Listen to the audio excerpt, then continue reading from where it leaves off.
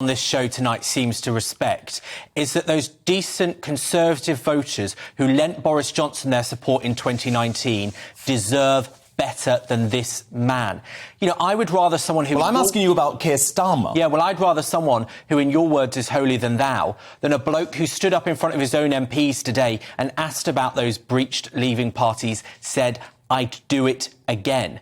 And the truth is that's fake news, the truth is that Tory MPs, what they have to come to terms with is that why is it always someone else's Emily, do you want to fault? clarify what Benjamin's referring to in that I think he was referring to a very specific issue of saying farewell, bidding farewell to staff. Yes. He wasn't talking about the party. Well, no, it wasn't a COVID breach, Benjamin. Do you not understand? Benjamin, you've got to stick to the facts. Because Boris Johnson did break the law. He received a fixed penalty notice for receiving a cake between meetings during the day on the day of his birthday in 2020. So for you to say anything else was a breach is factually incorrect. And I think it's very, very important that we stick to the facts. The truth is that, you know, what you have to explain is that apparently it's always someone else... Well, you've just presented a mistruth. Apparently it's always someone else's fault. It's the EU's fault, the court's fault, Remainers' fault, the media's fault, Sue Gray's fault, the Met's fault, the civil services fault. Said any of that.